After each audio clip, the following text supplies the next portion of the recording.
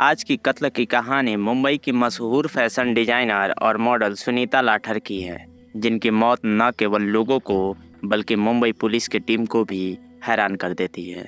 जब इस केस में अलग अलग ट्विस्ट आते हैं तब हर कोई हैरान था कि आखिर इस मौत की असली वजह क्या है। यह मॉडर्न मिस्ट्री आत्मा और काले जादू जैसे चीज़ों को भी घसीट लेती है, लेकिन जब इस मौत की असली कारण पता चलता है तो हर कोई दंग रह जाता है। तो आखिर इस मौत के पीछे की कहानी क्या है, चलिए इसको थोड़ा डिटेल में समझते हैं। इस दिल को दहला देने वाली कहानी की शुरुआत 4 अक्टूबर 2018 से शुरू होती है। इस दिन सुबह के करीब 9 बजे अंधेरी वेस्ट के थाना में एक शख्स का फ़ोन आता है। वह शख्स फ़ोन पर कहता है कि लोखंडवाला के क्रॉस गेट कोऑपरेटिव सोसाइटी के फ्लैट नंबर 301 के अंदर एक महिला की लाश पड़ी हुई है। यह खबर मिलते ही पुलिस की टीम उस घटना स्थल पर पहुंच जाती है। अब क्योंकि यह घटना अंधेरी के एक पॉश इलाके का था, इसलिए यह घटना अपने आप में हाई लेवल का केस बन जाता है। अब तक इस मामले की पूरी खबर सोसाइटी में फैल चुकी थी और तमाम लोग वहां एकत्र हो गए थे। पुलिस की टीम बिल्डिंग के उस तीसरी मंजिल के फ्लैट नंबर 301 के सामने पहुंच गई थी। फ्लैट का दरवाजा बाहर से बंद था। पूछताछ में सोसाइटी के लोगों ने बताया कि कई सालों से इस फ्लैट में बॉलीवुड की मशहूर मॉडल और फैशन डिजाइनर सुनीता सिंह लाठर अपने बेटे के साथ किराए पर रहती थी। इस पूछताछ में यह भी पता चलता है कि अक्सर इनके बेटे लक्ष्य की गर्लफ्रेंड सुप्रिया बनर्जी भी आती जाती थी। शुरुआती जांच के बाद यह मामला और पेचीदा होता जा रहा था। इसके बाद पुलिस की टीम दरवाज़ा तोड़ने का फैसला करती है। अभी मामले की जांच हो ही रही थी कि तभी वहां सुनीता सिंह का बेटा लक्ष्य आ गया। वह पुलिस को बताता है कि वह मंदिर गया था और उसे इस बारे में कोई भी जानकारी नहीं है। इसके बाद लक्ष्य की मदद से घर का दरवाज़ा खोला जाता है। पुलिस फ्लैट के अंदर जाती है। अंदर का माहौल बहुत ही भयानक था। हॉल के बीच में फैशन डिजाइनर सुनीता सिंह लाठर की लाश पड़ी थी। सिर पर एक गहरा घाव लगा था जिसमें से काफ़ी खून बह चुका था। पुलिस टीम घटनास्थल का निरीक्षण करके हादसे के बारे में पूछताछ कर रही थी। इस घटनास्थल का बारीकी से जांच लिया जाता है। वहीं फॉरेंसिक टीम भी बारीक से बारीक चीज़ों का जायजा लेती है। इन सभी चीज़ों के बाद crime branch team Sunita Singh Lathar के शव को पोस्टमार्टम के लिए भेज देती है। पुलिस शुरुआती जांच के बाद सुनीता लाठर के बेटे लक्ष्य सिंह लाठर को थाने ले आई। लक्ष्य से एक लंबी पूछताछ चलती है। उसके बयान के आधार पर केस दर्ज कर ली जाती है, लेकिन इस पूछताछ में लक्ष्य पुलिस को उसके मां के मौत के पीछे की एक बहुत ही अजीब सी चीज़ बताता है। वह कहता है कि मां के ऊपर मृत पिता की आत्मा आती थी, जो कभी कभी उनके ऊपर हावी हो जाती थी, जिसकी वजह से वह अजीब अजीब सी हरकतें करने लगती थी। अब इस लक्ष्य के बयान से यह केस जादू टोना जैसी चीज़ों की तरफ खींचती जा रही थी। लक्ष्य ने अपने बयान में यह भी कहा था कि वह घटना के समय घर पर नहीं था। सुनीता ने रात को सोते समय ड्रग्स का हैवी डोज ली थी। लक्ष्य के इस बयान से पुलिस के लिए यह केस उलझनों में घिरती जा रही थी।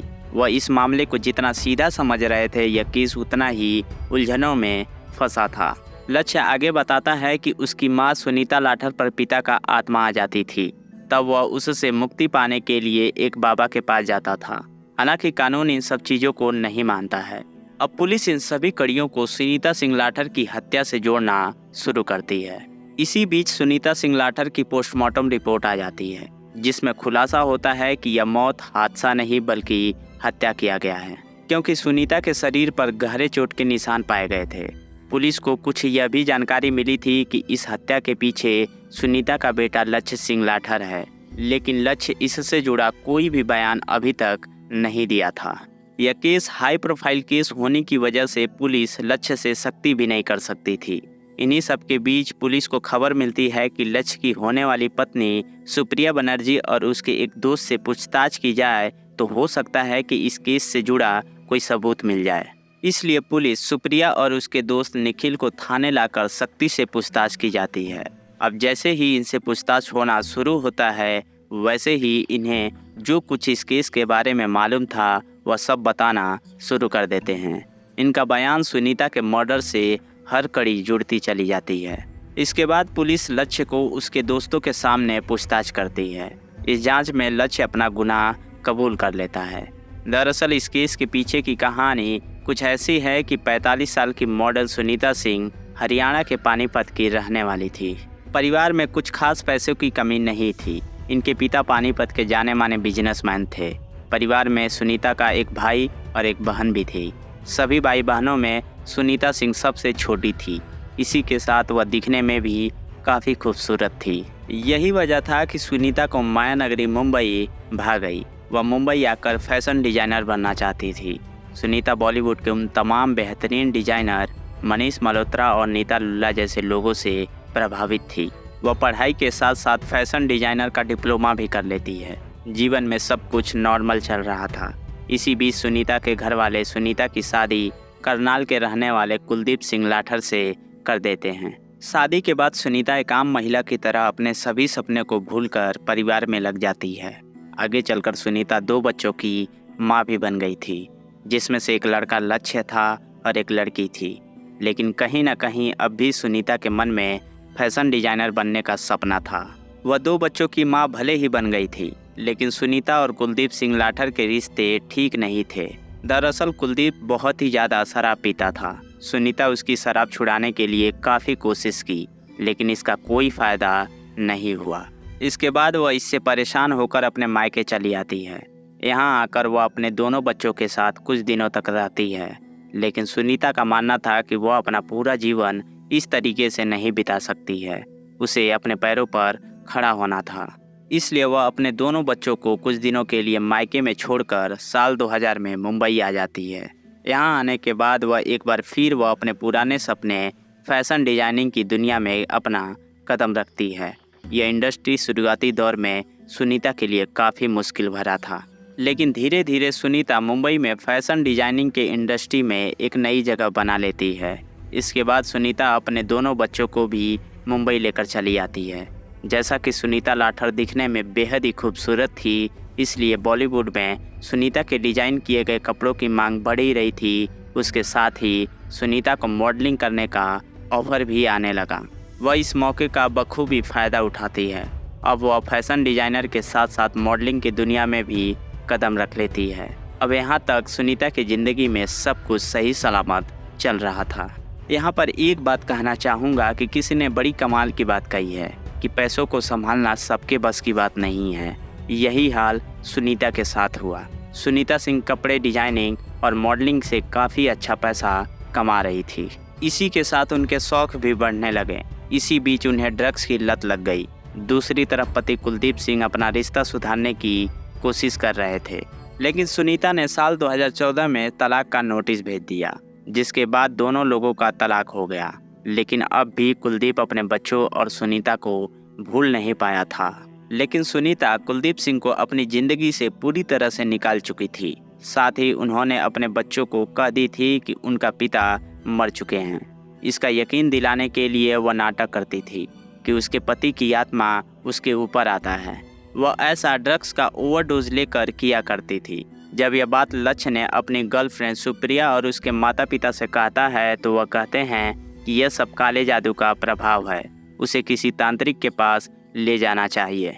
दरअसल जब सुनीता के दोनों बच्चे पढ़ाई करके वापस लौटे, तब घर का माहौल बिल्कुल ही अलग था। सुनीता अक्सर घर के अंदर ड्रग्स पार्टी किया करती थी, इसलिए सुनीता की बेटी अपनी माँ से अलग होकर अपने नाना नानी के पास चली जाती है। सुनीता सिंह अक्सर ड्रग्स और शराब के नशे में डूबी रहती थी। यही वजह था कि उनका काम लगभग बंद सा हो गया था। धीरे धीरे उनकी आर्थिक स्थिति भी खराब होने लगी थी। इसलिए अब सुनीता अपने बेटे लक्ष्य को भी मॉडलिंग के क्षेत्र में उतार देती है।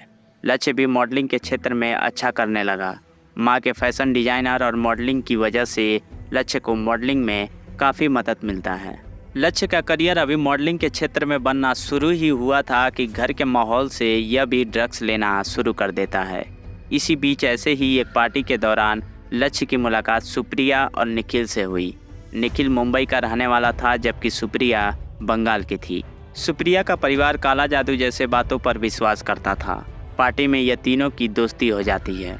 लक्ष्य सिंह लाठर और सुप्रिया बनर्जी की यह दोस्ती कुछ ही दिनों में प्यार में बदल जाती है। इसके बाद सुप्रिया अक्सर लक्ष्य के घर आने जाने लगती है। इसी बीच 3 अक्टूबर 2018 की रात को हमेशा की तरह लक्ष्य अपनी गर्लफ्रेंड सुप्रिया और मां सुनीता के साथ अपने फ्लैट नंबर 301 में पार्टी कर रहा था। तीनों ने ही ड्रग्स का हैवी डोज ले रखा था। इसी पार्टी के बीच लक्ष्य का अपनी मां सुनीता से किसी बात को लेकर बहस हो जाती है। यह बहस हाथापाई पर पहुंच जाती है। लक्ष्य ने गुस्से में सुनीता को बाथरूम में धक्का देकर दरवाजा बाहर से बंद कर देता है। इस जोर से धक्का देने की वजह से बाथरूम में लगे वॉश बेसिन से सुनीता का सर टकरा जाता है। वह नीचे गिर जाती है। उसके सिर से खून रिसना शुरू हो जाता है। सुनीता बाहर आना चाहती थी, लेकिन बाथरूम का दरवाज़ा बंद था। दूसरी तरफ ड्रग्स के नशे में लक्ष्य को लगता है कि उसके पिता की आत्मा उसकी मां के अंदर फिर आ गई। इसलिए वह अपनी गर्लफ्रेंड सुप्रिया के साथ एक मंदिर से एक बाबा से मिलकर कहा कि उसकी मां के ऊपर मेरे पिता की आत्मा आई हुई है, वह प्लीज उसे ठीक कर दे। जिसके बाद वह बाबा उस आधी रात को लक्ष्य के साथ उसके घर जाते हैं। घर जाने के बाद जैसे ही बाथरूम का दरवाज़ा खुला, वैसे ही सब हैरान हो गए, क्योंकि सुनीता पूरी तरह से खून से लथपथ जमीन पर गिरी पड़ी थी। वह बाबा यह सब देखकर एम्बुलेंस बुलाने को कहते हैं। कुछ ही देर में एम्बुलेंस वहां आ जाती है, लेकिन जब एम्बुलेंस का स्टाफ सुनीता की बॉडी चेक की, तब पता चला कि सुनीता मर चुकी है। जिसके बाद वे पुलिस केस बताकर बॉडी ले जाने से मना कर दिए। लक्ष्य को समझ में नहीं आ रहा था कि क्या किया जाए, इसलिए वह मंदिर चला गया। फिर अगली सुबह किसी ने पुलिस के पास इसकी खबर दे दी। इसके बाद यह पूरी कहानी निकल कर आती है। एक मॉडल जो ज़मीन से आसमान तक उड़ती है, लेकिन अपनी ही गलतियों से उसकी मौत हो जाती है। यह कहानी सच में दिल को झकझोर के रख देती है। इस केस पर आपको क्या कहना है, कमेंट बॉक्स में ज़रूर बताइएगा। वीडियो पसंद आए तो लाइक करें और चैनल को सब्सक्राइब करना ना भूलें। जय हिंद, जय भारत।